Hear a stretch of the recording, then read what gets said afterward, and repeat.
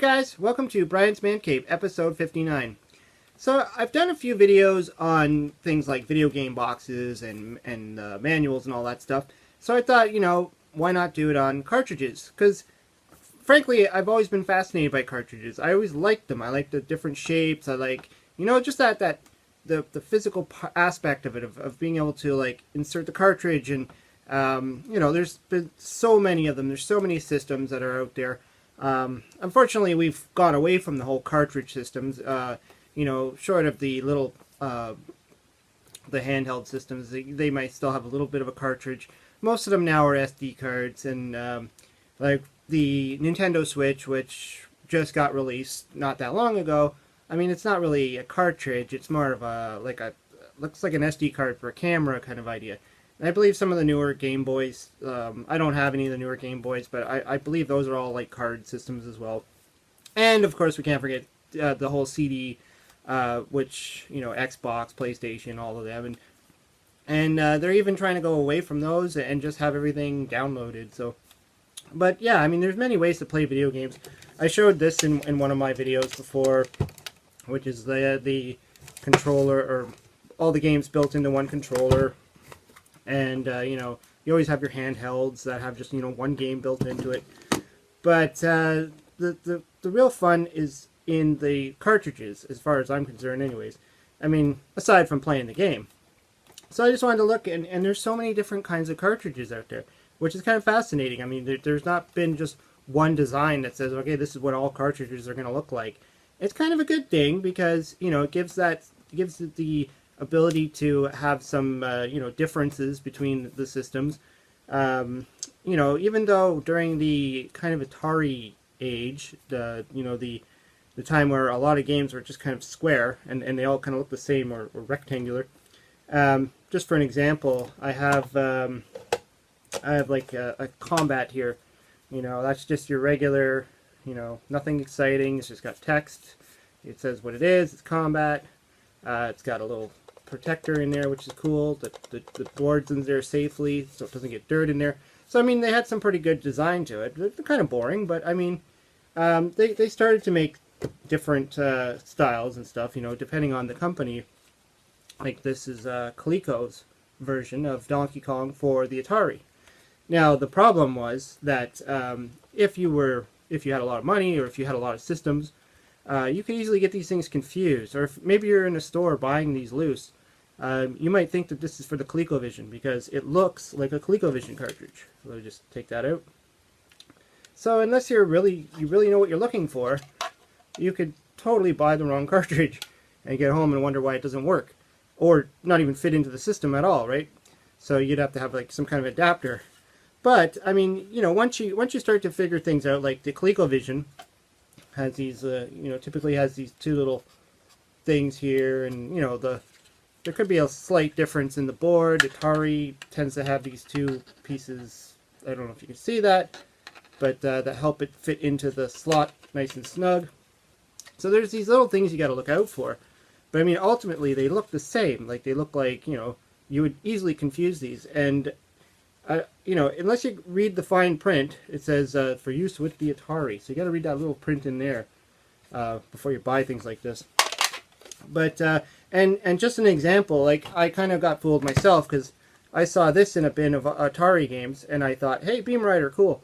And I bought it, and I got home, I'm like, it doesn't fit. And foolishly enough, I didn't actually look to make sure it wasn't ColecoVision.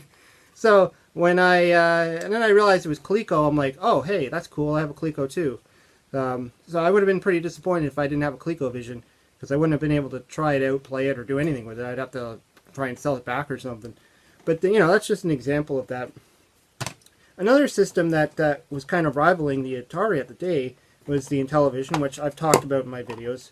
And they have a completely different style of cartridge. I mean, it's got that kind of cut angle to it. It's smaller, it's lighter. The board is really long, like it's really big board. It's really tight. I mean, it's compact in a sense, and you could have a ton of these, and it doesn't take up a lot of space. As you can see, like Atari cartridges can take up much more space. There was some cons to this type of thing. Is I found they were, when you put it into the Intellivision, they're kind of tricky to get in and out. So, I mean, maybe that's just part of the design of the Intellivision or something, or maybe it's because they're so small. I would have that problem. They kind of stuck with that design for quite a while. This is Diner. This is like the sequel to Burger Time. And, you know, the label got a little bit boring. This one came out much later. But again, Coleco made their own Intellivision game. Now, you would know that that's Intellivision because it's slimmer. And if I were to, say, hold that up to the Coleco Donkey Kong, you can see the difference. I mean, one's thinner, the board's different. I mean, you can totally tell. And again, you'd have to read in there. It's got it in bold letters. It says Intellivision.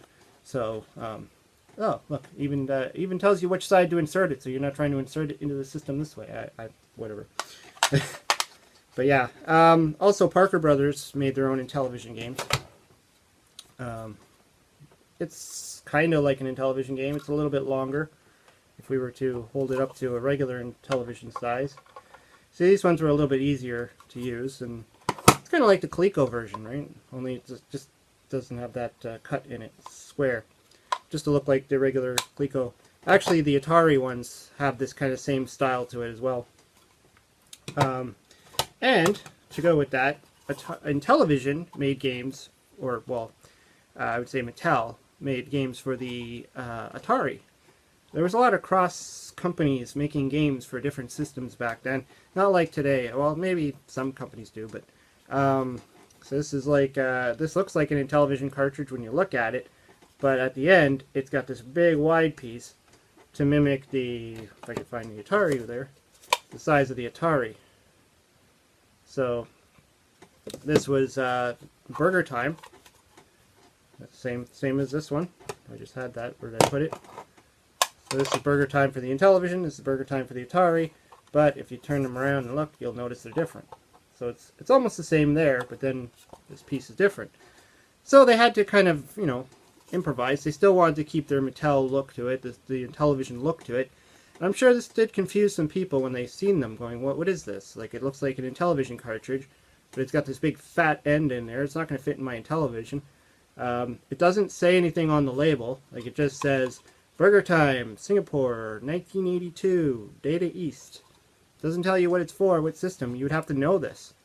On the bottom there, it says Mattel Inc. in black lettering. But yeah, that's, you know, that was the Intellivision's style. There was also this one, which I picked up. Looks, I guess it was made by Atari. This is for the Intellivision. They made it clear on this one. They put it right there. This is Pac-Man for the Intellivision. And it looks like a mini Atari game, so it looks kind of cool. Like, I was fascinated by the cartridge more than I was about getting Pac-Man, I think, when I bought it. It was cool, though, because I never had Pac-Man. I didn't even know Pac-Man was on the Intellivision for a long time. So I was kind of, you know, this was cool. I grabbed this as soon as I saw it in the store. Picked it up. Speaking of odd cartridges, I also grabbed this one, which is Atari, and it's a double-ender. So it's kind of innovative for its day. I mean, I've never seen a cartridge like this for any other system. I don't know if they exist for any other system.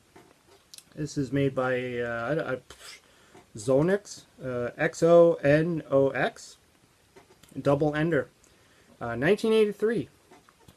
So this has two games. You have Chuck Norris, right there, and Artillery Duel. To be honest with you, I don't even think I've ever played this. A friend of mine gave it to me a long time ago. As part of his stuff that he's just given away. And I don't even think I ever tried it. Maybe I did. Maybe I did a long time ago. Just plugged it in to see if it worked. I should try it and, you know, see, maybe do a video on it or something. I don't know. It's interesting. I just thought the concept was cool. You know, you get these two games in one. That being said, there are like single cartridges that have multiple games, so I don't know what the point of that was. Probably just a gimmick. Some older cartridges that I had just kicking around too, and I've been doing a few videos on the Commodore 64, and surprisingly, this is the only cartridge I have for a Commodore 64, and kind of reminds me of that. Where was it? The Intellivision, or the Atari's Intellivision cartridge. It kind of looks like the same. Even has the same kind of board in there. So if someone saw this, they would be kind of confused as to what system this goes into. It's very small. It does say it actually on this one. It says it, Commodore 64. So I guess if you read the fine print, you'll know. Otherwise, if you're just looking at the board, if that label was missing or something, you'd be like, what is this? Even more strange is before the Commodore 64, there was the VIC-20. And this was their cartridge. This is a beast. I mean, it's a big, long rectangular. It's got a huge chipboard right there. I mean, it's kind of sturdy. Made in Hong Kong. But yeah, and you know, it's nothing exciting about the label either. I mean, all of them, as far as I've seen, I know there's other ones that probably are more name brand games, but a lot of the ones I have look like this. And I think I bought these in a thrift shop a long time ago. At first I didn't know what they were for. I picked them up and then I saw Vic in there and I'm like, oh, I have a VIC-20. Well, I used to have a VIC-20. I have one, but it doesn't work. But yeah, this is kind of a strange cartridge. I mean, it kind of reminds me of a larger version of the Sega cartridge. So now we're going to get into the Sega. Because, I mean, they both kind of insert the same way. They're both that long, you know, look to it. But the Sega is obviously much more compact. This, of course, is the Sega Master System. Again, the label on them wasn't too exciting. They're just red or blue, and they just had the name, and that was it, and it's Sega. So, I mean, they had all the stuff in the back there. Typical screws, so you can open it. But yeah, I mean, the Sega, these weren't too exciting. I mean, they're alright. You can identify them easily. That was the good part. You would never confuse the Sega with, say, Nintendo. And we all know Nintendo now. I mean, this is a beast. You know, this is a beast of a cartridge. Look at the size of it compared to, say, an Atari. This is a Atari 7800. I probably forgot to show you that one.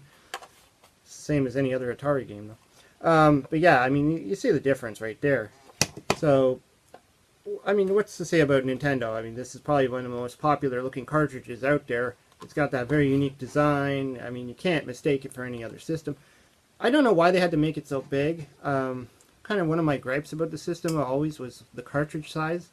What was the reasoning for it? I'm sure there has to be a reason. Like, they got the grip in there.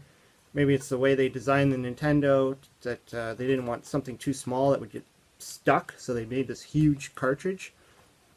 It's, you know, it's massive. And when you have a Nintendo collection, it can take up a whole wall, just because these things are massive. And you might have a case for it, or plastic for it.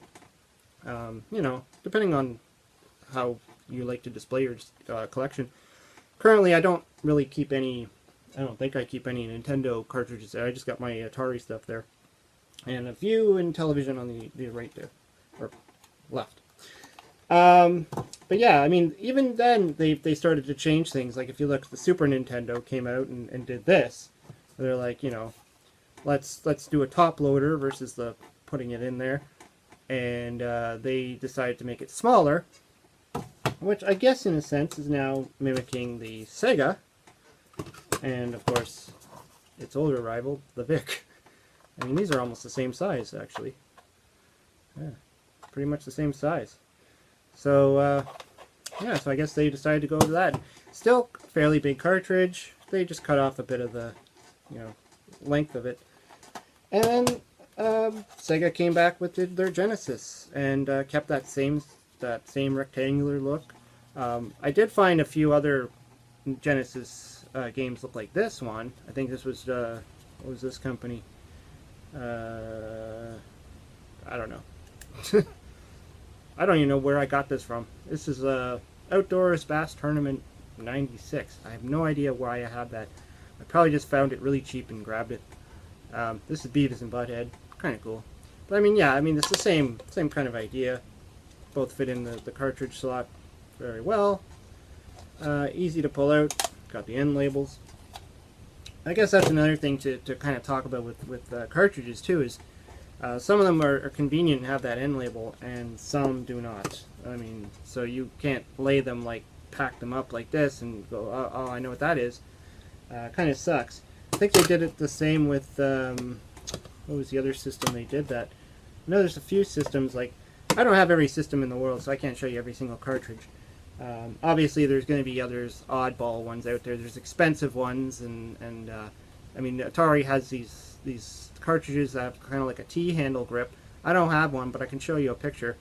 And these are really rare. I mean, if you find these things in a thrift shop, grab them. I mean, even if you don't have an Atari, they're probably worth money. But anyways, yeah. So moving on. I mean, let's keep it rolling here with Nintendo 64. I believe the 64 was the last of the cartridge based for Nintendo, anyways. They just kind of rounded it off. I don't think they have end labels, which kind of suck. So you have to you know, when I'm looking for these games, I have to kind of, you know, flip through them. You know, it's not convenient. I don't know why they had it on the Nintendo, so why, whatever.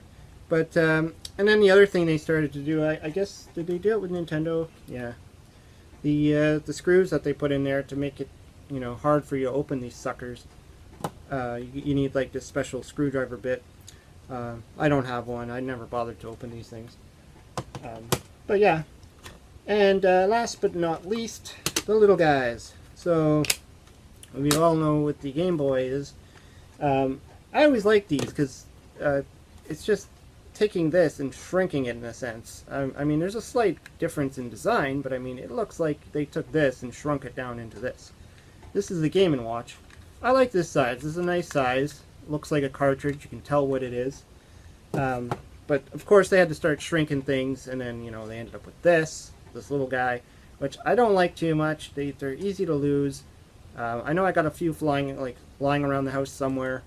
The labels are small. They're hard to read. I don't know. I'm not crazy. I like this style. I know it's portability and all that stuff, but I mean, whatever.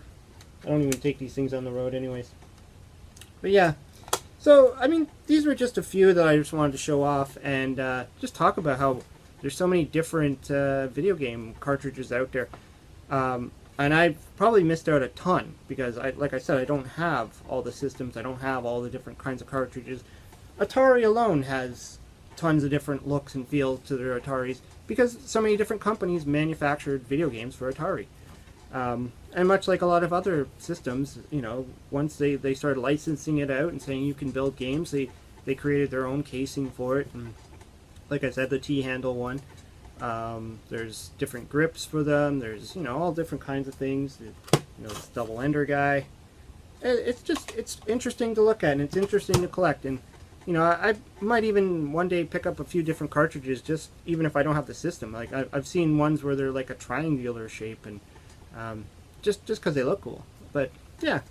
Anyways, I think this is a long video, but let me know what you think. I know it's kind of fascinating to some. Others don't care. They could just be like, I'd rather have a CD, or I would rather just download my game or whatever. But I think a lot of people do appreciate the cartridges, the designs, the labels, the way you interact with the system with them. There's just so much stuff about them that's fascinating. So yeah, so let me know what you think in the comments below. Thanks for watching. Hope you subscribe. Talk to you later.